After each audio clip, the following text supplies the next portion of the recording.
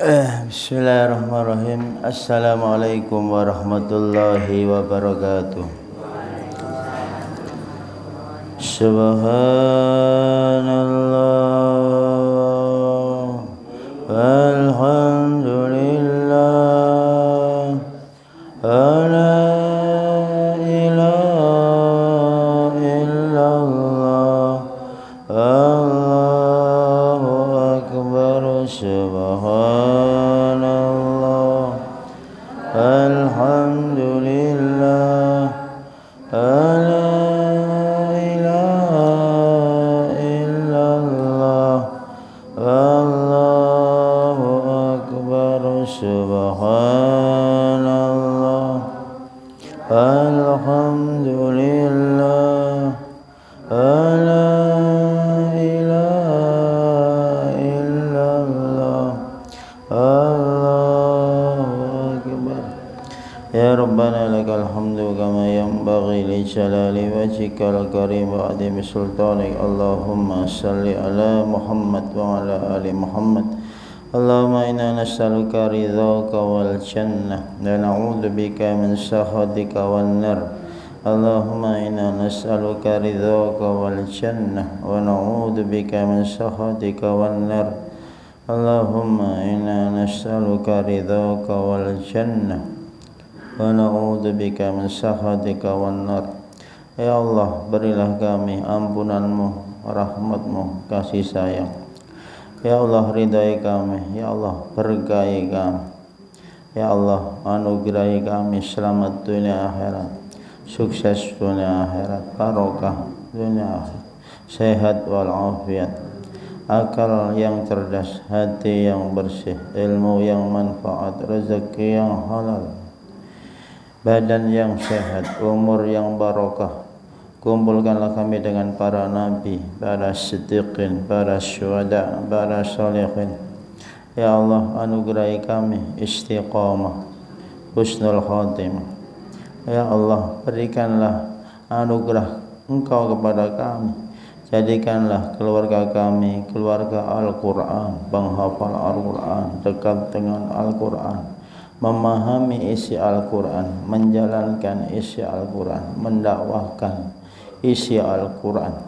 Allahumma inna nas'aluka imanan da'imah wa yaqinan sadiqah wa qalban khashi'ah wa lisanan dhakirah wa ilman nafi'ah wa amalan mutaqabbalah wa rizqan halalan tayyiban katsiran mubarakan.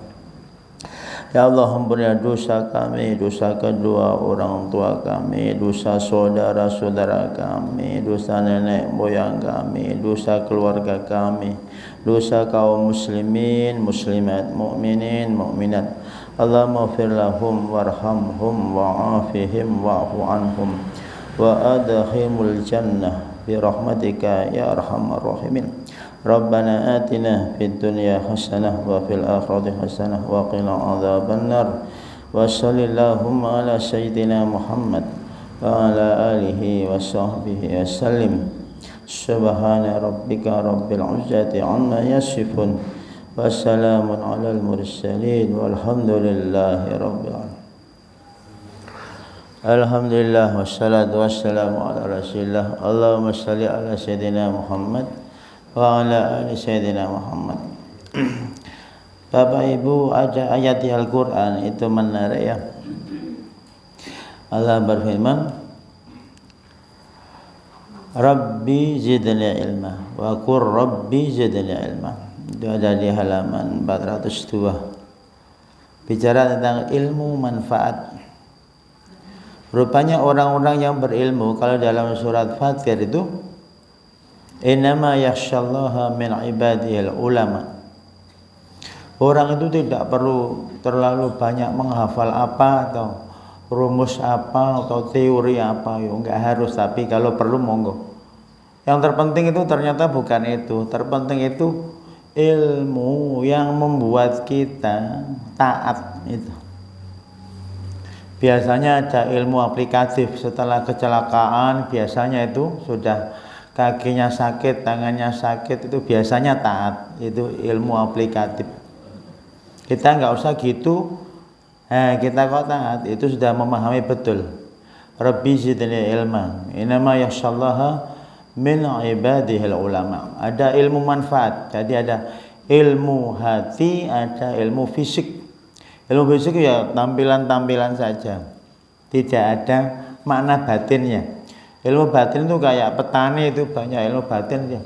Menanam dengan cara yang halal, modalnya halal. Panen gabahnya harganya turun. Dia nggak pernah pasang status karena nggak punya WA. Jadi petani kayak gitu tuh rata-rata ahli surga. Tulus, dimanipulasi sama tengkulaknya, sama bulognya. Dia tetap nggak pernah komentar, nggak bisa komentar.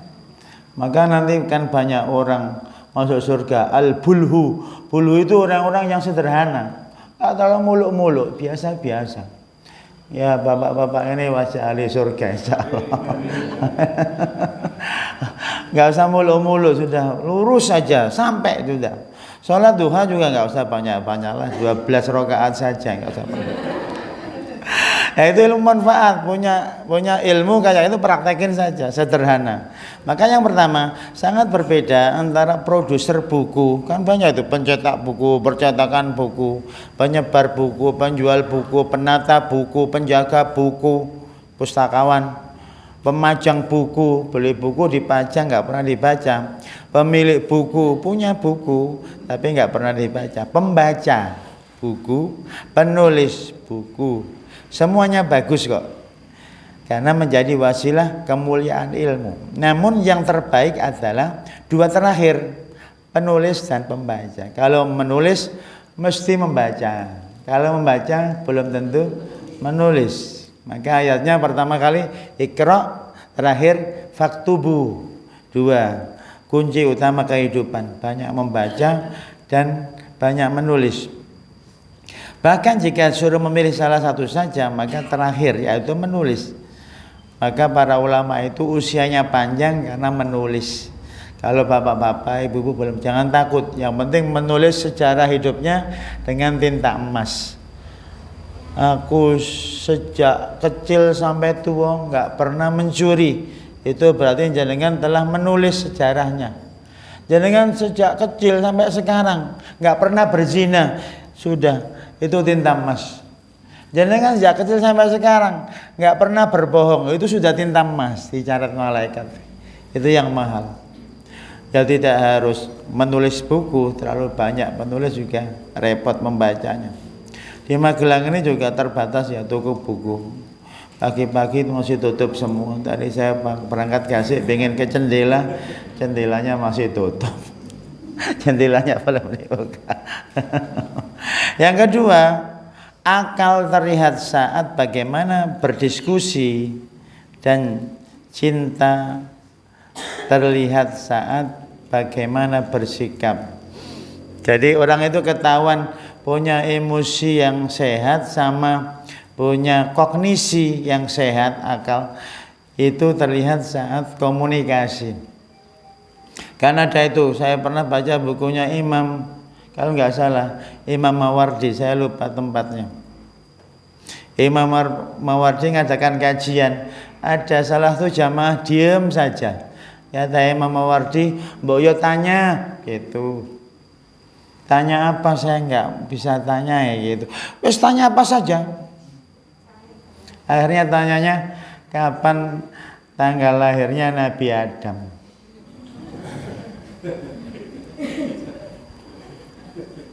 Kata Imam Mawardi dalam batin, api meneng malah tak kongkon tanya, tambah masalah kan.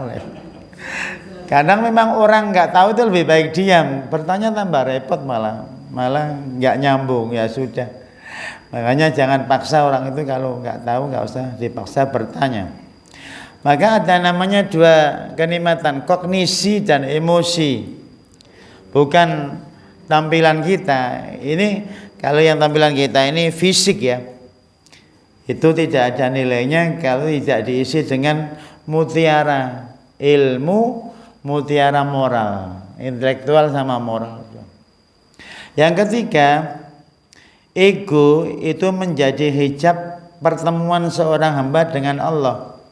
Sebab ajaran agama bukan untuk melawan manusia, tapi untuk melawan hawa nafsu. Maka orang kaji kadang nggak ketemu Gusti Allah karena dia bangga dengan kajinya. Namanya ibadah haji menghijab batin ke Allah. Kayak orang kaya banyak sedekah, dia bangga dengan sedekahnya, dia nggak sampai ke Allah karena terhijab oleh sedekahnya. Ada orang maksiat nggak tobat-tobat, terhijab maksiatnya. Jadi yang menjadi hijab batin itu belum tentu kemaksiatan. Bisa jadi lahirnya taat tapi orientasinya salah. Contoh, jenengan sudah umroh malah diajari begini loh Bu, kalau umroh batin jenengan aku wis ping 3 bener. Tahun saya Ramadan umroh itu sudah hijab tuh. Karena meninggikan dirinya. Seharusnya terima saja. Oh ya, makasih gitu. Itu tahu dirinya itu memang rendah. Tapi kalau meninggikan dia nggak akan dapat ilmu itu. Walaupun pelajarannya sederhana. Karena jenengan merendah, maka air-air akan datang dengan sendirinya. Kata-kata yang sama, pemaknaannya berbeda. Maka danau itu banyak airnya karena merendah. Gunung meninggi, memang ada airnya, tapi panas. Lahar itu, lahar panas. Maka kalau ingin dapat ilmu hikmah gampang. Ditekuk saja egonya gitu. Jangan terlalu menampilkan diri. Yang keempat, kadang-kadang biaya anggaran pembodohan itu lebih mahal daripada biaya pendidikan. Kita lihat dari Palbakpang sampai Kota Magelang itu rata-rata warung apa toko buku. Loh, sudah ini kata-kata saya nggak salah loh. Aku dari rumah ke sini nyari toko buku, ketemu satu jendela, tak tungguin masih tutup, saya lari ke sini. Tapi coba bubur ayam sudah buka belum? Jam 3 sudah pasang tikar. Itu biaya tentang fisik, maksudnya bukan kognisi, bukan emosi, tapi fisik itu 24 jam, rumah makan 24 jam. Ada enggak ya di Magelang ini perpustakaan 24 jam? Enggak ada. Ada pun enggak ada yang datang. Siapa pernah menghadang perpustakaan keliling? Kan ada tuh perpustakaan. Ada enggak Pak? Saya mau baca. Ada enggak Pak? Kalau es krim pernah enggak Pak? Ya ini jiwa kita itu rendah soal ilmu.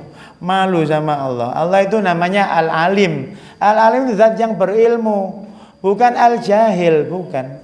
Jahil itu bodoh. Maka kalau orang itu menisbatkan diri pada ilmu, mulia sekali. Loh, imam-imam dulu kayak Imam Al-Kisai itu sederhana sekali. Satu ini kisah ya. Kisahnya begini, Imam Kisai itu pemulung. Terus ada ibu-ibu punya anak bilang, kalau kamu nggak sinau tenanan, engko dadi kaya kuwi. Kaya Kisai kuwi. Golek apa barang-barang bekas. Imam Kisai dengar, "Wih, hina sekali diriku," katanya. Dia langsung bangkit membaca buku jadi imam besar itu Al-Kisai. Ibnu Hazm itu anaknya menteri loh. Ibnu Hazm baru sadar ilmu usia 28, baru membaca. Ibnu Hazm. Bahkan dalam riwayat malah mendekati usia 40. Dia baru peka, ternyata bahagia itu bukan dengan harta banyak, tapi ilmu banyak sekali. Enggak apa-apa rumah reot, dimuliakan orang loh kalau punya ilmu. Reot rumahnya. Itu dosen saya di Mesir itu, doktor. Itu rata-rata nyewa rumah Saka itu flat. Padahal dia profesor, doktor itu rumahnya. Tapi kalau sudah di panggung seminar number 1, mulia. Tapi pulang naik angkot, naik bis biasa Bu. Dari Darasa Al-Azhar pulang itu biasa naik bis biasa. Enggak malu. Kenapa? Orang mulia bukan tampilannya. Mulia itu ilmunya. Nganggo mobil anyar naik kredit piye Bu? Enak enggak rasanya? Dipinjam boleh nggak Bu? Untuk ngangkut orang kecelakaan, terus kursinya kena darah, mau nggak Bu? Durung lunas kan gitu. Rupanya ulama-ulama sederhananya banyak sekali.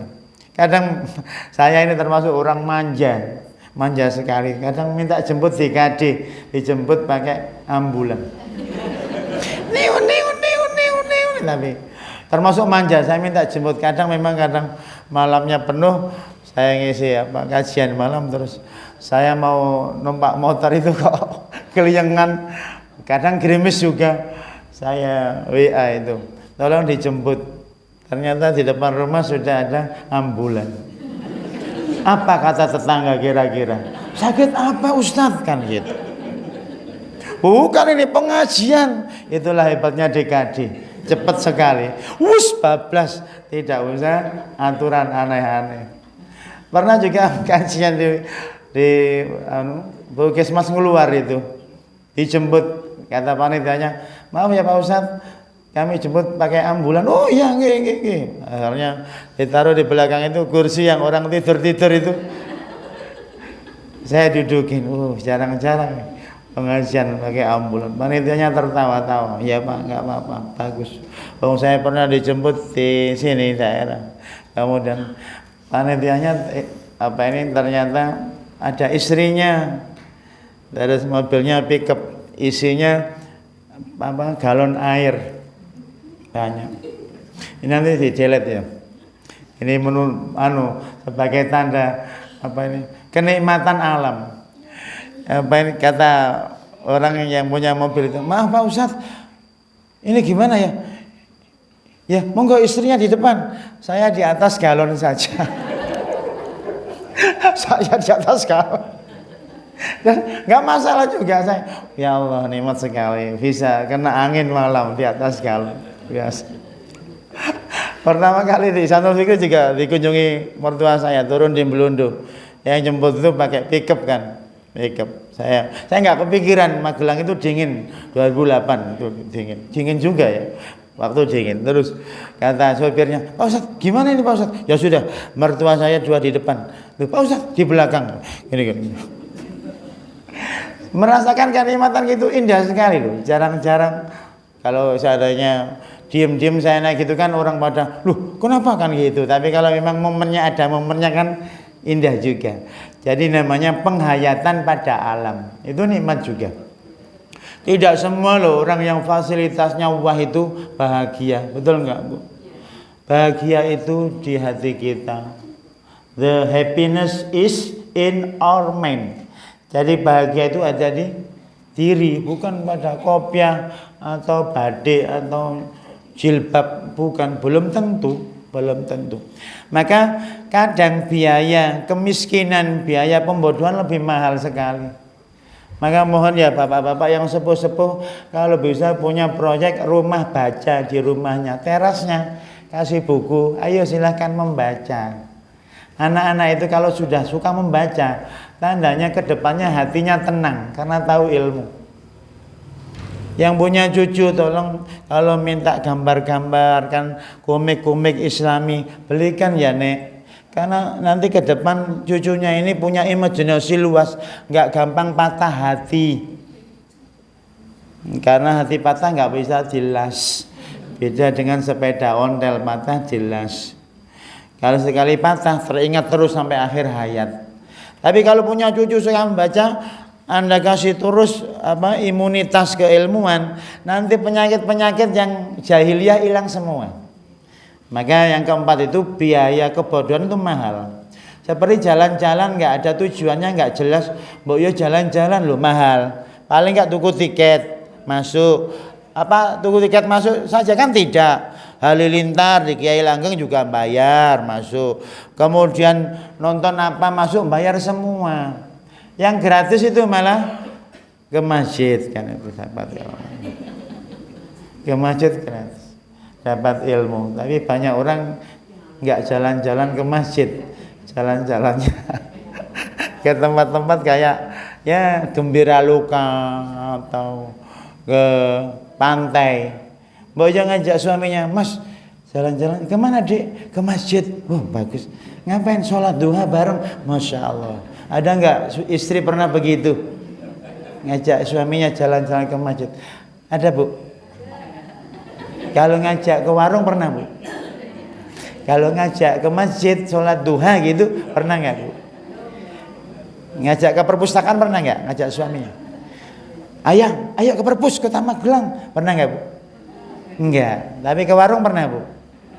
Ke pasar malam? Ke alun-alun? Pernah, karena ke Cahaya itu. Nyari buku nggak? Atau kalau Mas nyari buku, bukan ke nyari mbek-mbek, bukan. Yang keenam, yang kelima, sang murid itu duduk sejajar dengan kaki sang guru. Ya ini karena apa ya? Allah mengatakan dalam Al-Mujadilah itu, yarfa'illahu alladziina aamanu minkum walladzina utul ilma darajat. Ada pemuda-muda saat itu kalau nggak salah, sebentar, namanya siapa ya? Pokoknya Mu'adz bin Jabal itu orang alim, masih muda, wafat usia 38 tahun. Mu'adz bin Jabal. Ada termasuk Hasan Basri, sudah berfatwa ketika muda. Ada yang bertanya, siapa itu anak muda di masjid? Kalau bicara kok ingat Nabi Muhammad SAW. Kata Aisyah itu, siapa itu? Itu Hasan Basri. Hasan Basri itu sederhana. Tapi kalau dia berujar, Aisyah mengatakan, itu kok kayak Nabi. Maksudnya penuh dengan ruhiyah, ada ruhnya. Ini kalau hidup pada zaman Nabi, pasti dicintai Nabi nih. Si Hasan Basri. Hasan Basri nggak ketemu Nabi karena tabiin. Maka dikatakan seorang pelajar itu kalau duduk sejajar dengan kaki guru, loh murid-muridnya di bawah, gurunya malah di atas, kan itu. Itu bukan apa-apa ya, memang karena satu, namanya orang mencari ilmu memang supaya dapat kucuran banyak itu harus wadahnya, lubangnya banyak ke bawah, tawaduk. Nanti air pada mengalir ke situ. Tapi kalau mencari ilmu kok menggaya, ya nggak dapat. Bukan karena kita tahu, bukan belajar itu. Saya ingin mendapat inspirasi. Bisa jadi temanya pernah dibahas, tapi karena saking tulusnya pelajarnya mendapatkan makna yang berbeda dengan teks yang sama. Makanya ada ulama itu sudah tua, kata dia apa? Sungguh yang dia sampaikan itu sudah saya ketahui sebelum dia lahir gitu. Penceramahnya belum lahir, dia sudah tahu ilmu itu, tapi dia mendengarkan akan dapat ilmu baru lagi. Yang keenam, tariklah nafas sebagai rasa syukur dan hembuskan sebagai rasa istighfar. Maka ada ulama itu setiap nafasnya memang nggak lepas dari zikir. Contoh ya Bu, kita kan bernafas nih.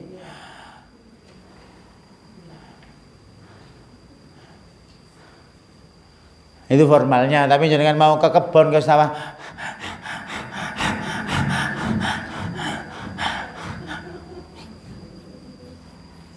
Itu full sekali dengan zikir itu. Hatinya itu nanti teduh, adem.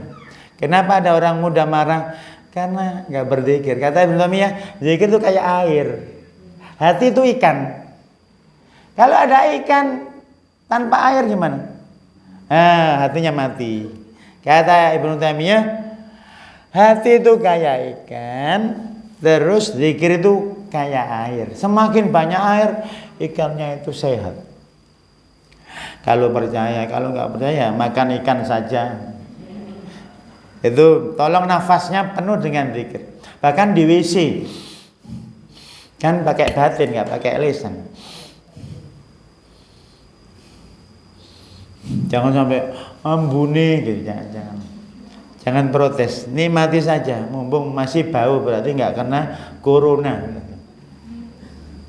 Perbuatan baik itu bisa dilakukan oleh orang baik dan juga oleh orang buruk, tetapi meninggalkan maksiat itu hanya dilakukan oleh orang-orang yang jujur. Jadi ada orang terlihat baik banyak, Tapi kalau orang yang tulus, contohnya, Bu, jenengan itu dermawati, Bapak ini dermawan atau bukan, gampang mengetahuinya. Jenengan nggak punya duit, pingin memberi, itu dermawan, pahalanya sama. Jenengan nggak punya duit, nggak pingin memberi, orang ini pelit sekali. Memang nggak punya dan nggak pingin memberi, sudah pelit beneran. Jenengan nggak punya duit, pingin mengembangkan masjid ini ke sana, nanti asrama siswa, terus ada perpustakaannya, pingin bantu. Jenengan nggak punya duit, hanya pingin bantu. Itu disebut para ulama, dia adalah sakhiyun, dermawan sekali dia. Belum keluar apa-apa. Sekarang ada orang nggak punya apa-apa. Palestina, Jabalia, butuh bantuan, Gaza, butuh Rafah. Nggak mau. Ya memang dia pelit, walaupun dia nggak punya sudah pelit duluan. Jadi masalah dermawan dan pelit bukan masalah materi yang dikeluarkan, tekadnya itu loh. Jadi maka banyak orang miskin dermawan sekali, banyak orang kaya pelit sekali. Jadi bukan masalah hartanya, tapi memang batin. Sama kayak gini, semua kebaikan orang bisa. Orang sholat jamaah semua bisa. Tapi kayak meninggalkan merokok, meninggalkan ghibah, meninggalkan negatif thinking, negatif feeling, itu enggak semua orang bisa. Meninggalkan maksiat. Tapi kalau melakukan kebaikan, insya Allah semua orang bisa. Ayo kita baca Quran bersama bisa. Tetapi meninggalkan, nggak ngomongin orang, itu rumit sekali. Maka tidak semua orang berbuat baik itu meninggalkan kemaksiatan. Yang kedelapan, orang mulia adalah orang yang saat sopan santun, beliau utamakan di hadapan pahitnya watak manusia. Jadi kalau pakai ayat idfa billati hiya ahsan, mereka yang membalas kejahatan dengan kebaikan. Gampangannya beginilah Bu, kenapa sih kita harus berbaik sama orang jahat? Loh, orang jahat itu loh dulurku. Tak takoni, wong jahat, makmu sapa jenenge? Makku jenenge Hawa. Padha mbek makku. Loh, sekandung. Wong jahat kene, bapakmu sapa jenenge? Bapakku Nabi Adam. Kok padha? Ya Allah dulurku. Itulah pentingnya menganggap orang lain itu saudara, bukan orang lain. Itu sudah cukup pakai satu alasan saja. Dan memang yang kedua, tugas kita ke bumi itu ngapain? Bukan ngoreksi orang, tetapi menyadarkan orang lain. Ibu ini kok banyak omong ya, Masya Allah. Memang dia nggak bisu kan gitu. Memang dia lagi semangat untuk bicara itu. Jadi kita tuh mencari makna yang menyelamatkan hati kita apa? Ya kita mau, ada orang mau belok sudah riting ke kanan, masih ada anak muda nyalip dari kanan, akhirnya bapak itu terjatuh. Bapak itu diangkat ke masjid. Terus apa kata bapak itu? Pak Ustadz, saya sudah riting ke kanan, anak muda itu masih nyalip saya dari kanan, akhirnya saya terjatuh. Terus gimana Pak? Ya nggak apa-apa gitu. Ya nggak apa-apa, tergantung pemaknaannya. Ya nggak apa-apa deh, itu beda lagi. Ya nggak apa-apa. Apa itu? Ada lagi bapak-bapak yang ikut resepsi pernikahan di daerah Palbapang itu. Dia habis jamaah zuhur atau asar. Dia itu nggak, kawan-kawannya sudah pada nyebrang. Dia nggak mau nyebrang kecuali betul-betul nggak ada kendaraan. Pak Ustadz, saya sudah paling akhir nggak mau bareng rombongan itu karena masih ada mobil. Sudah sampai trotoar depan itu masih didatangi motor anak muda nabrak ke trotoar. Coba apa nggak takdir kayak gitu? Akhirnya patahlah kaki bapak itu. Saya jenguk. Ya, sudah takdirnya Pak Ustadz. Wong sudah kosong nggak ada orang blas. Wong sudah sampai trotoar depan kok masih didatangi motor coba. Ternyata itu baru latihan naik motor, ngegas, nabrak orang mbah. Kata Mbah itu, ya saya terima takdir. Kawan-kawan yang duluan malah selamat. Saya nyari kosong malah ditabrak. Itu pun di trotoar, nggak di jalan. Coba, apa nggak takdir kayak gitu? Maka yang ditakutkan orang barat itu satu sebenarnya. Apa? Kejadian yang tidak terprediksi. Apa? Gempa bumi, tsunami, kecelakaan. Paling takut orang barat itu. Karena tidak bisa diantisipasi. Coba, tiba-tiba ini kubahnya jatuh, kita kan nggak tahu itu. Yang paling bawah malah nggak bisa keluar, petak kayak ayam dalam kurungan. Kita nggak tahu, maka ada namanya nasib. Maka dijelaskan para ulama, sebenarnya ilmu itu ada di dalam dasar lautan. Kalau mencari yang sungguh-sungguh pandai menyelam. Akhirnya ini ada orang 20 pergi ke pantai Purworejo, Dewi Ruji, golek ilmu. Kula pun sampai lautan, katanya ilmu di lautan. Loh, nggak di pantainya, di dalam. Oh alah, tak kira di pantainya. Akhirnya, piye cara ke dalam? Ada yang bawa ember dan gayung. Kita kuras dulu lautan. Nanti kalau sudah asat baru kita cari mutiara. Ya sampai kiamat insya Allah nggak asat kalau lautan, apalagi ngurasnya pakai gayung plastik. Ulama itu ngasih isyarat apa? Pandailah menyelam samudra kehidupan, cari mutiara di dalamnya. Akhirnya pada menangkapi kerang-kerang itu dibuka ke atas, ada yang dapat mutiara dalam kerang, ada yang nggak dapat. Sudah bisa menyelam, tetap nggak dapat. Nah, itu kan nasib tuh. Jadi belum tentu orang yang pandai bisa berselancar dalam samudra kehidupan itu selamat, belum tentu. Kadang memang kecelakaan, tenggelam juga. Jadi kita itu memang berusaha menajamkan skill, baik yang abstrak kayak ilmu atau yang skill fisik yaitu berenang. Tapi tetap terakhir ada namanya tawakal gitu. Lah konsep tawakal itu nggak ada dalam barat. Nggak ada bahasa tawakal diterjemah put your trust in God, itu kan nggak bisa. Kayak wudhu nggak bisa diterjemah water ablution, nggak bisa. Wong barat nggak duwe wudhu, nggak bisa. Water ablution nggak bisa. Itu bukan bahasa wudhu. Itikaf, orang barat nggak punya itikaf, nggak bisa. Please be silent in the mosque, nggak bisa. Maknanya tetap berbeda. Dari sinilah kelebihan orang Islam itu apa? Kalau secara rasio sudah mentok, usaha sudah mentok, pasrah. Kemudian apa yang terjadi kata orang Islam itu yang terbaik. Itu enggak. Kalau orang Jepang sudah bunuh diri itu, sudah usaha maksimal kok gagal, mati aja. Orang Kanada mati saja. Tapi kalau orang Magelang nerimo ing pandung. Mangan, nggak mangan, sing penting mangan. Itu orang Magelang itu begitu sabarnya. Makanya saya tertarik dengan mimpinya Syekh Alawi Maliki. Ketika ketemu Nabi, itu siapa di belakang engkau? Itu dalam bukunya mengatakan, itu wong-wong Indonesia. Saya kaget itu. Kenapa? Karena Nabi mengatakan orang yang masuk surga itu afidatuhum ka afidatit toir. Hatinya itu halus kayak manuk emprit. Orang Indonesia itu lihat tuh, halus sekali. Nggak ada di barat.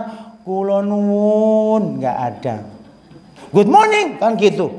Di Magelang, kula nyuwun pinten kan, nggak merendahkan diri. Bahkan dia bilang, nyuwun sewu, nggak ada Inggrisnya. I ask you 1,000 orang paham wong Inggris. I ask you 1,000, loh kok 1,000 saja, mbok ya 1 million kan gitu. Itu nggak ada di barat. Kehebatan orang Magelang itu. Maka orang Magelang itu mohon maaf itu, kalau lewat kayak gini, permisi nggih.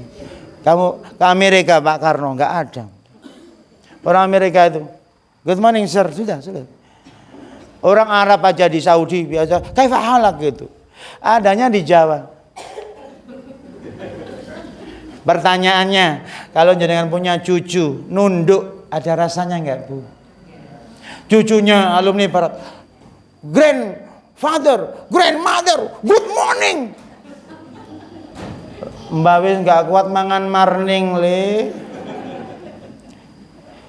Itu enggak ada rasanya. Maka orang barat itu cerdas tapi kurang terasa. Itu dibutuhkan. Sofistik barat berkembang. Kenapa? Dia melarikan diri dari rasionalitas terlalu dihebat-hebatkan. Sekarang butuh spiritualitas, hati. Maka banyak orang kering gara-gara terlalu pakai logika, nggak pakai rasa. Jangan aja kalau dikasih tempe penyet tapi bahagia hatinya, sambal tomat, sego liwet, seneng nggak, Bu? Teh panas, kemeringet nggak, Bu? Oke, sekarang sate cempe tapi jengkel, enak nggak, Bu? Pilih mana, Bu? Tempe penyet hati binar-binar sama apa sate cempe tapi jengkel, pilih mana? Tempe apa cempe? Mahasiswa milih cempe tetap ya? Ya enggak apa-apa, mahasiswa kan kurang gizi ya. Jadi hubungannya rasa, bukan hubungannya dengan ini. Maka kalau ada orang pacaran jangan dimarahi. Kamu kok pacaran? Nggak nyambung. Wong pacaran itu pakai emosi. Kok bisa ya? Laki-lakinya tampan kok ceweknya nggak cantik? Nggak bisa begitu. Cinta itu nggak pakai ini. Ceweknya cantik kok cowoknya gitu ya? Kok mau ya? Loh, jenengan pakai ini. Dia cinta pakai emosi, I love you, sudah. Cinta itu rasa. Sedangkan jenengan garap makalah itu pakai ini. Gak bisa pakai rasa, gak bisa. Tetap kalau nggak di print ya dianggap nggak jadi. Nah, itu ada namanya apa? Orang mulia, orang yang saat sopan kapan saja. Yang 9, cahaya ilmu itu tidak bermakna bagi si tunanetra. Ilmu itu tidak, maksudnya karena ilmu kan abstrak, berarti tunanetra batin. Ada lampu mati nyala bagi tunanetra, sama apa beda? Orang kalau mata batinnya tertutup dikasih kayak apa, ya padha wae, malah jengkel sama penceramahnya. Itu ceramah doang, omong doang. Jadi memang hatinya sudah keras, semua kosat qulubuhum mimba dal kafaya kal hijarati ausada kasfa. Kalau batu kejatuhan air enggak meresap air, malah bendal. Begitu juga hati kita itu kalau keras baca Quran pasti malas, sudah tak jamin.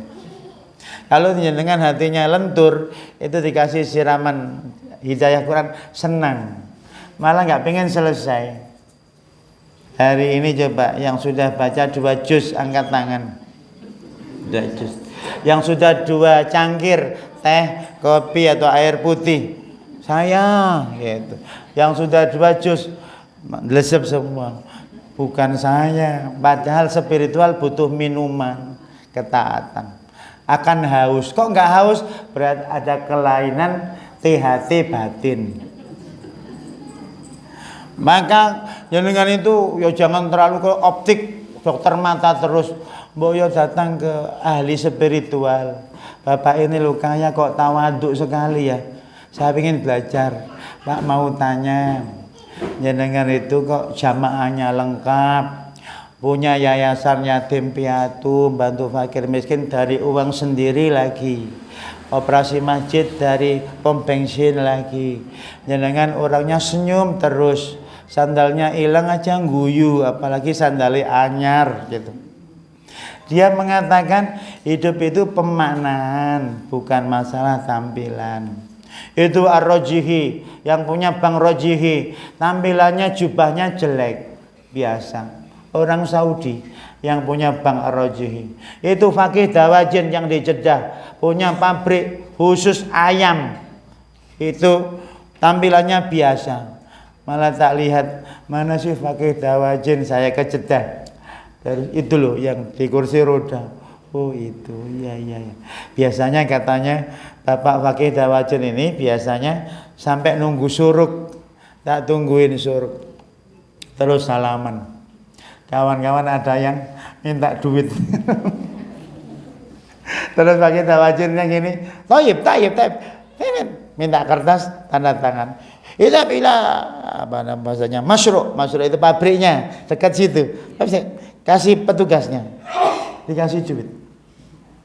Loh, tumpahnya kursi roda, bajunya biasa, sholat sampai syuruk. Ada orang minta dikasih tanda tangan cair coba. Apa kita nggak ngiri orang kayak begitu? Kita wis nggak duwe pabrik. Loh, Said Alawi Maliki itu loh punya pabrik. Kita kalau ke Rusaifah Mekah itu rata-rata dikasih kalau masuk talib itu student ya, itu dipanggil Ahmad gitu, kasih ini buku, kasih buku segini kalau dihargai bisa 1 juta. Terus semuanya kasih duit. Kalau dulu kalau ingat saya 200 real 200 kali 3.000 600.000 per orang. Kayak wajah-wajah mahasiswa ini layak dikasih kayaknya. Dikasih, saya kan mahasiswa, dikasih duit 200 real, dikasih buku. Itu ulama itu coba itu sudah banyak ilmunya, sopan sekali, memuliakan tamu. Kita itu jadi ngiri, namanya ghibtah. Kita dapat pahala. Seandainya saya punya ilmu banyak, punya pabrik, kalau ada orang bertamu, ada orang minta ilmu, akan ku kasih buku, ku kasih duit, lo pahalanya sama. Itu kehebatan hati. Maka ada orang tunanetra itu dikasih siang malam sama saja. Orang tunanetra batin dikasih Quran, dikasih ceramah, dikasih dangdutan padha wae, peteng kabeh. Maka yang penting apanya? Yang penting rupanya tolong buka mata batinmu. Maka fa innaha la ta'mal absar walakin ta'mal qulubul lati fis sudur. Bukan mata kepala yang buta, tetapi mata batin mereka buta. Itu kata Allah. Wa man a'rada an dzikri fa inna lahu ma'isyatan dhanka. Wa nahsyuruhu yaumal qiyamati a'ma qala rabbi lima hasyartani a'ma wa qad kuntu basira qala kadzalika atatka ayatuna fanasitaha wa kadzalikal yauma tunsa. Orang-orang yang hatinya gelap di dunia ketika nanti di mahsyar buta, dia protes, Tuhan, aku bukan buta di bumi kok sekarang buta. Kata Allah, telah datang ayatku padamu, kamu enggak menggubris, itu buta yang sebenarnya. Maka banyak di Jogja orang mata kepalanya buta tapi hafal Quran. Sekarang banyak orang bisa lihat mushaf malah nggak hafal. Aneh nggak Bu? Aneh mboten Bu? Itu keajaiban dunia nggak Bu? Bisa lihat mushaf tapi nggak hafal. Yang tidak lihat mushaf hanya dengar MP3 audio langsung hafal. Berarti memang mata batinnya terbuka. Kata ulama, kalau mata hati pingin buka, tolong mata kepalanya sering ditutup. Itu gampang terbuka. Tapi kalau yang terbuka, persepsi ke otak banyak sekali, penuh sehingga mengganggu hati. Maka tolong ibu-ibu kalau depan teras merem saja. Itu makna mudah masuk. Mata ini kalau tertutup, orangnya biasanya santun karena nggak bisa ngebut, nggak bisa. Maka orang-orang buta itu doanya mustajab. Tolong datangi orang buta minta doa, doakan saya selamat dunia akhirat. Amin. Karena nggak pernah lihat YouTube. Karena nggak pernah lihat orang yang buka-buka aurat di pantai atau di pinggir jalan. Menutup. Hadisnya jelas, mani betuliya bihabibataihi. Siapa yang saya uji dengan 2 matanya, tidak ada balasan kecuali surga. Jadi kalau ada orang buta kok sabar, jelas itu sudah dapat asuransi. Maka deketin orang buta. Kalau nyari kawan itu yang difabel, yang banyak cacatnya, membuat hati kita halus. Kok punya kawan kok artis semuanya, Korea, Jepang, selfie aja. Kalau selfie itu dengan orang yang sederhana, Pak foto ya Bapak ini. Bapak naik wedusnya saja enggak apa-apa. Nanti kita akan lentur kalau ketemu yatim piatu. Maka kan siapa ngelus kepalanya anak yatim, bukan ngelus doang, transfer. Ngelus doang enggak transfer podo wae. Ngelus maksudnya kita dekat secara emosional. Sabar ya nak, masih kecil-kecil tinggal wafat orang tuanya. Hidup memang ujian. Hilus. Hati kita juga langsung bergetar. Ya Allah, alhamdulillah saya masih hidup, anak saya masih kecil-kecil. Alhamdulillah dulu bapak meninggal, kita sudah besar-besar gitu. Loh, langsung halus. Maka orang yang tidak dekat dengan orang-orang difabel biasanya hatinya keras. Kalau ada bapak-bapak ini kok hatinya halus, saya yakin punya permasalahan besar yang tidak diketahui orang. Gitu. Itu rimnya Allah. Ibu-ibu kok halus banget, itu ada masalah besar sama Allah, jadikan rim. Nggak punya masalah, langsung dangdutan, joget. Maka jenengan itu kok sangat halus, berarti makhluk halus. Kalem sekali. Ibu itu kok kalem, Masya Allah, itu rim dari Allah. Bisa cucunya yang sakit-sakitan, bisa suaminya yang sakit-sakitan, bisa anaknya yang kelainan, itu biasanya hatinya halus banget. Yang penting anak saya waras, sehat, itu pikirannya itu saja. Enggak, ayo Bu jalan-jalan. Enggak, di rumah saja. Pikirannya itu. Maka sudah tak titeni kalau ada orang kok sangat sopan, ini rimnya sangat besar ini, ngerim cakram. Jadi nafsunya langsung berhenti. Kenapa ada orang ikuti hawa nafsunya? Karena kurang rim gitu aja. Rim tidak bisa dibeli di bengkel mobil, di bengkel hati. Tanya Ustadz Danu, itu ada bengkel. Yang ke-10, akal yang tidak piknik, tidak pilih ilmu akan berkarat seperti pisau yang tidak digunakan. Maka ini sering piknik logika. Piknik, contoh piknik logika. Kenapa sholat duha? Toh ada kerjaan. Lo memang tidak harus kalau sholat duha yang kosong, yang slow saja. Tapi apa fadilah sholat duha? Koneksitas. Tapi kalau kerja kita tetap dzikir ya bisa, itu termasuk bagian tujuan sholat duha. Terus kenapa harus 8 rakaat? Karena semakin lama kita komunikasi dengan Tuhan, hati kita semakin tentram. Komunikasi dengan orang kadang menjengkelkan.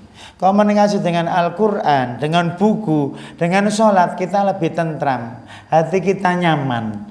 Maka itu keuntungannya untuk Anda sendiri, bukan untuk orang lain. Kan sering kalau ayo sini kajian sholat duha, nggak mau, saya mau ke ke Kaliangkrik, saya mau lihat keindahan alam. Jalan ke Kaliangkrik, ternyata di Kaliangkrik diserempet sama truk masuk selokan, kakinya patah. Katanya gini, waduh seandainya saya ikut kajian DKD, insya Allah saya ngantuk, nggak mungkin diserempet truk kan gitu. Oh baru sadar. Maka ada orang murid tuh maksa dagang, mengembangkan sayap dagangnya. Gak usah di kota ini saja, karena pekerjaan terbaik adalah di daerah sendiri. Gak usah jauh-jauh. Jauh boleh tapi jangan lama-lama. Maksa dia pergi. Terus berlayar, namanya perdagangan zaman dahulu. Dirompak sama para perompak laut. Dia mau di penjara. Seingat saya 39 hari. Malam 40 dia ketemu gurunya yang ngasih tahu jangan jauh-jauh. Ada guru saya dalam mimpi. Kemudian yang perompak itu punya jenderal, punya pemimpinnya sakit. Gurunya bilang dalam mimpi, nanti kalau kamu ditanya apakah kamu dokter, jawab aja iya, gitu aja. Akhirnya yang perompak itu manggil yang di penjara itu karena pimpinannya sakit. Apakah kamu dokter? Katanya. Dia ingat mimpinya. Iya, gitu. Itu pimpinan kami sakit, tolong diobati. Dia punya firasat ini campur ini, kalau kita mungkin jahe kencur macam-macam, diombe. Terus itu pimpinannya sembuh. Akhirnya ditanya, kamu saya bebaskan karena pimpinan kami sembuh. Dan kamu minta apa? Dia bilang apa? Kembalikan saya ke asal saya. Terus kembali ke gurunya, guru benar. Jadi jangan terlalu rasional, karena nanti batinnya kadang terjepit. Jadi tolong ikuti kata-kata orang soleh, karena pakai firasat cahaya. Jangan jauh-jauh. Maka itu sindiran buat kita. Berpikir logis itu penting, tapi di atas logika ada namanya supra rasional, di atas logika. Coba ibu-ibu, Bu, kajian jam 8 ya Bu. Terus saya terlambat datang jam 9. Kira-kira nunggu 1 jam, itu terasa 5 jam enggak Bu? Akal mengatakan 1 jam, batinnya mengatakan, suwe tenan. Kata yang terlambat, baru 1 jam. Loh, itu tidak rasio itu, enggak masuk itu, enggak masuk ini. Detiknya sama, 60 menit. Tetapi rasanya berbeda kan ini. Ini air 1 gelas. Bismillahirrahmanirrahim. Alhamdulillah. Bismillah. Alhamdulillah. Bismillah. Alhamdulillah. Air 1 gelas. Tanya orang Somalia yang enggak minum 3 hari, minum pipis sapi. Ketika ketemu air segelas, dengan jenengan ketemu segelas, nilainya besaran mana? Orang Afrika ya kan? Padahal sama 1 gelas. Maka tolong, orang yang mudah menemukan nilai biasanya orang yang menderita. Jenengan tidak tahu makna mata kalau sebelum buta. Orang buta yang paling kaya tanya, apa? Pokoknya bisa ngelihat saja, harta ambil aja. Itu orang kaya raya. Yang kita melek, ingin duitnya banyak. Gimana? Pusing saya. Ini yang dipercaya yang mana? Orang yang nggak punya kaki diamputasi, malu pakai kaki plastik. Apa keinginan Anda? Yang penting saya sehat kembali gitu. Waduh, susah itu. Ternyata yang punya kaki malah jogging. Kausan. Lihat sana maksiat, itu maksiat, habis itu makan bubur ayam terus. Lirik selfie. Orang itu nggak tahu makna. Kaki diciptakan bukan untuk lari-lari lihat kemaksiatan. Yang lama sholatnya. Duha kalau bisa 2 rakaat tapi 1 juz. Nggak usah 12 rakaat. Gue cerita nang kuburan. Aku pernah sholat duha 2 rakaat 1 juz. Gue cerita enak, cerita nang malaikat. Marab buka. Kense malaikat kula iku nate sholat 2 rakaat 1 juz. Jamaah DKD. Nggih. Lulus. Jadi paling enak itu di akhirat cerita tentang ketaatan yang sangat menjengkelkan. Tadi saya sholat subuh, imamnya baca Muzammil sama Mudassir. Saya juga ngantuk juga. Tapi saya bangga, itu bisa buat cerita. Kalau baca Kulhu ya ceritanya pendek. Ini Muzammil, Mudassir. Ya Allah, 1 halaman setengah, 1 halaman setengah. Jadi 3 halaman. Kenikmatannya pada pemaknanya, bukan pada suaranya. Kalau jangan lihat ayatnya, panjang juga ya kan, jengkel. Tapi jangan lihat maknanya. Warattilil Qur'ana tartila, inna sanulqi 'alaika qawlan tsaqila. Banyak tilawah yang tartil, banyak tahajud. Karena tahajud itu meringankan beban emosi. Kalau jenengan bangunnya jam 2, pagi hari biasanya hatinya cerah, bahagia. Walaupun utang banyak tetap gigi keluar. Karena ada backingan, ada proteksi, ada dekengan nih pusat. Siapa dengan pusat? Malaikat dengan kita. Lahu muaqibatum min baini yadai wa min khalfi yakhfadunahu min amrillah. Orang soleh itu dijaga malaikat. Tapi tetap kecelakaan, ya tetap kecelakaan. Dia pemaknaannya. Kecelakaan malah bisa silaturahmi ke dokter. Memperkaya dokter. Bisa kenal dengan pegawai BPJS.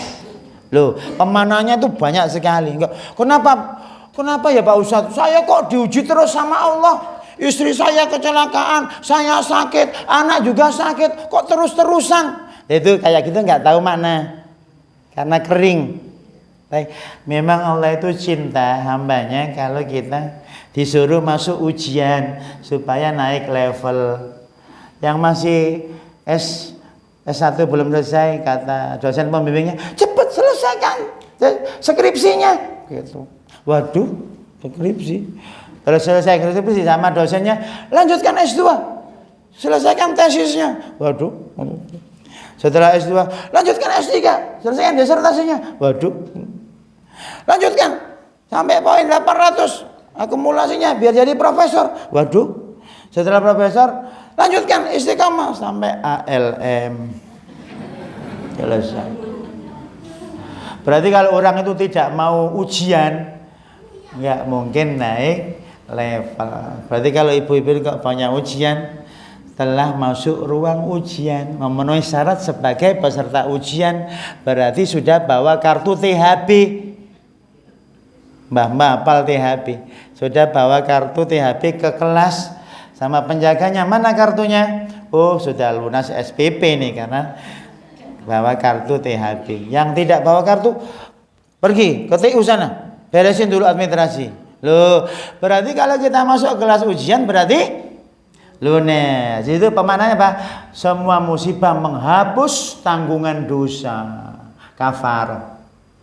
Berarti kalau kita diuji dianggap lunas, nggak suruh ke TU.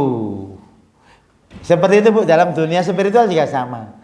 Maka silahkan, pemahaman seperti itu mahal. Yang membuat hati kita itu stabil karena punya makna yang dalam kayak kita. Kalau hanya tampilan-tampilan akan susah. Yang ke-11, terakhir insya Allah, aurat atau aib kejahilan itu lebih berhak ditutupi dengan studi ilmu daripada aurat fisik. Orang kebuka auratnya, gitu. Tetapi batinnya najis, bahkan hadas, bahkan junub. Bagaimana bisa dekat kalam Allah? Itu sindiran Imam Ghazali.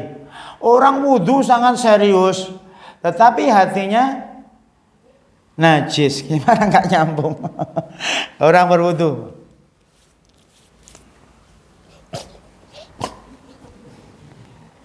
tapi hatinya ketika keran mati marah-marah. Loh, berarti hatinya najis. Ternyata yang perlu diwudukan pertama kali namanya innamal a'malu, bersihkan hatimu dulu gitu. Mandikan hatimu dulu sebelum fisikmu kau mandikan. Banyak orang cantik berdandan tapi hatinya nggak di make upin, sehingga Gusti Allah nggak kepincut ke hati wanita itu. Banyak orang dandan lahir fisik, malaikat tertarik, baunya wangi. Tuhan Allah tertarik karena innallaha la yanzuru ila suwarikum wa ajsamikum walakin yanzuru ila qulubikum wa amalikum. Allah itu tertarik dengan hati kita. Tolong pagi-pagi hatinya dimandikan pakai sabun istighfar, mandi air hangat, pakai tilawah, pakai parfum, zikir sebanyak-banyaknya, subhanallah walhamdulillah wala ilaha illallah wallahu akbar, 100 saja. Kalau nggak bisa ya 300. Subhanallah walhamdulillah. Maka ada ulama itu pagi-pagi bilang gini, malaikat catat ya, bismillahirrahmanirrahim, subhanallah alhamdulillah wala ilaha illallah wallahu akbar. Karena pasti ada yang mencatat. Ulama itu tahu kehadirannya di bumi tidak sendirian, banyak sekali pendampingnya. Malaikat catat ya, Bismillahirrahmanirrahim, subhanallah, alhamdulillah, wa la ilaha illallah. Setiap perbuatan kita itu ma yalfidu min qaulin illa ladai raqibun atid. Selalu ada yang mengawasinya.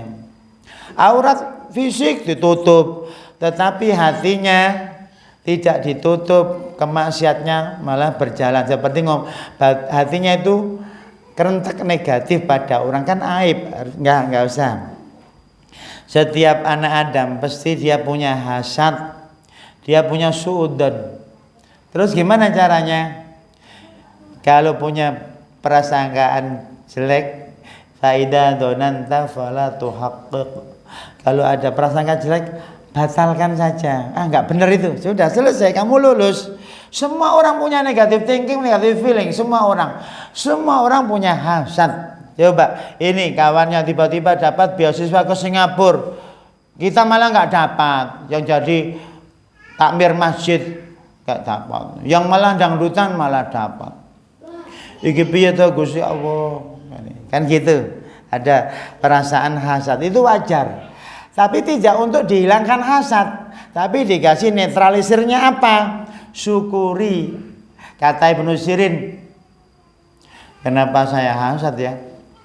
Enggak mungkin. Kenapa? Begini, kalau dia kaya raya, ternyata dia masuk surga. Ternyata dunia seisinya di surga itu enggak ada nilainya. Kata Nabi itu janaha ba'udah, enggak seimbang dengan sayap lalat kalau di surga. Berarti kalau ada orang kaya raya, kita enggak perlu hasad. Kenapa? Orang itu kalau masuk surga, semua hartanya itu hina. Kenapa harus saya rebut wong hina? Itu. Seandainya itu kaya banget, kemudian dia masuk neraka. Buat apa saya ngiri pada harta yang ujung-ujungnya neraka? Loh, dia selamat artinya. Kayak lagi hasad. Itu senjatanya Muhammad bin Sirin begitu. Itu cara pandang juga perlu kita praktekkan. Jadi lebih berhak ditutupi apa? Aib batinnya, aib kebodohannya dengan apa? Ilmu daripada aurat fisiknya. Gelapnya aurat apa ini? Gelapnya aurat kejahilan bisa dihilangkan dengan cahaya ilmu. Ilmu itu sangat mulia. Sebab orang jahil dikira ilmuwan saja senang. Orang jahil dikira jahil, dia tersinggung. Coba kalau ada orang bodoh, jenengan tanglet ngeten, jenengan bodoh nggih. Tersinggung enggak? Tersinggung. Berarti ketahuan bodoh itu enggak enak. Ada orang bodoh, ditanya sampingnya, jenengan Profesor Mulyadi Kartanegara? Oh, bukan. Tapi kok mirip? Kalau adiknya. Loh, coba itu, seneng. Padahal dia bukan profesor. Tapi kita kira profesor. Orang bodoh dikira alim senang. Orang bodoh dikira bodoh padahal bodoh enggak mau, aneh sekali. Itu tandanya bodoh itu enggak enak, kan gitu. Maka cukup orang berilmu itu senang apa? Wah, mulia, di mana mulia. Enggak harus pakai kopiah emas, enggak harus. Buat apa kopiah emas tapi isinya udang. Kopiahnya kain tapi dibuka emas semua. Nah, jadi ilmu lebih berharga daripada harta benda. Kemuliaan akhlak, Bu, kemuliaan ilmu lebih hebat dari kemuliaan harta benda. Ini bukan ajaran supaya miskin, tidak. Tetap cari harta sebanyak-banyaknya sebagai alat untuk mencari ilmu. Karena cucunya kuliah juga bayar kos-kosan, kan? Bayar buku, banyak sekali kebutuhan. SPP juga bayar. Jadi kenapa orang itu bisa kuliah? Loh, karena dia datang ke masjid kuliah subuh. Ya sudah selesai. Itu modalnya cukup mersikil untuk teh panas sama gorengan telu lemu-lemu. Alhamdulillah. Wis gak paham pengajian ora apa-apa, sing penting rezeki nomplok. Napa niku Mbah? Teh anget. Karo gorengan terus tak go mulih kanggo putuku. Orang kayak gitu saja masuk surga. Orang kayak gitu, aku tak melu kuliah subuh, insya Allah ada bubur ayam bersama-sama. Tolong kalau makan bubur ayam, ayamnya dipisah. Kenapa? Agar ayamnya nggak makan bubur. Gitu aja masih ngantuk, apalagi nggak lucu tambah. Tidak lucu aja nggak tertawa, apalagi serius. Serius Pak, bahkan 2 rius, 3 rius. Akhirnya dinosaurus dan dinosaurus. Nggak nyambung mboten napa-napa sebab sampun sepuh. Tiyang sepuh niku kathah la ilaha illallah. Niki wiritan dugi Imam Syafi'i. Dos pundi carane husnul khotimah kangge mbah-mbah. Yang mudah-mudahan jangan bahas kematian, masih panjang. Yang sepuh-sepuh ada orang datang ke Imam Syafi'i. Imam dos pundi carane husnul khotimah? Gampang. Husnudzon mbek wong liya sudah. Ada orang ngambil sandal jenengan, oh sandalnya kembar mbak sandalku, gitu, sudah selesai. Jenengan insya Allah husnul khotimah. Terus jenengan ada orang, jenengan jalan minggir, diserempet, ya Allah ngajak kenalan, assalamualaikum, gitu. Itu kata Imam Syafi'i calon husnul khotimah. PTE tonggo ngising nang tritis. Alhamdulillah kiriman pupuk kandang kacang sendiri, padahal aku nggak pesen lewat WA lo, teko dewe. Itu ciri orang husnul khotimah. Anak tonggo lompat-lompat sofa, coret-coret tembok. Alhamdulillah anak ini nyaman di rumah ini, berarti anak-anak kecil nggak punya dosa. Kok ibu-ibu deket anak kecil berarti dosanya sedikit, 1 aura. Kalau ada anak kecil sering ke rumah jenengan, jenengan auranya ahli surga. Tapi, itu suaranya sudah kayak malaikat Malik, sudah penjaga neraka. Nggak berani dia ke rumah situ. Maka ibu-ibu yang jadi guru TK, guru PAUD, guru SD, saya ucapkan selamat. Pasti dia berjiwa kayak malaikat rahmah, halus Pak. Ya nggak apa-apa, jangan diulangi lagi gitu. Ya Bu Guru gitu. Kan halus enak itu. Besok diulang, loh kok diulangi lagi. Nggih Bu Guru ngapunten yang kedua kalinya. Bukan 2 kali, sudah 2 segoro. Kalau kali kecil. 2 segoro. Oh nggih, 2 segoro. Jadi jenengan itu kalau bisa guyon pada suasana yang menjengkelkan, sudah ketemu jiwanya. Bu, tahu nggak Bu? Diomongin orang Bu gini-gini. Alhamdulillah, kok banyak orang yang peduli perhatian dengan daku. Sampai di mana-mana jadi buah bibir. Saya kayak bintang film ternyata. Dibicarakan di mana-mana. Itulah pemanaan yang mahal. Kayak apa saja mahal. Ini snack dibagi, kok nggak kebagian? Ya Allah, saya dikira orang punya perusahaan snack sehingga nggak butuh snack kan gitu. Orang pikiran kayak gitu nggak bisa dilukai. Maka orang Israel itu nggak pernah bisa melukai orang Palestina, karena orang Palestina punya tekad mati syahid surga. Tidak bisa mengalahkan orang yang perang. Pingin mati nggak bisa. Yang pingin mati itu menang. Maka sampai kiamat nggak mungkin orang Israel yang nakal itu bisa mengalahkan Palestina. Karena orang Palestina punya tekad mati adalah kenikmatan. Kalau jenengan takut mati, perang itu siksaan. Tapi senang mati.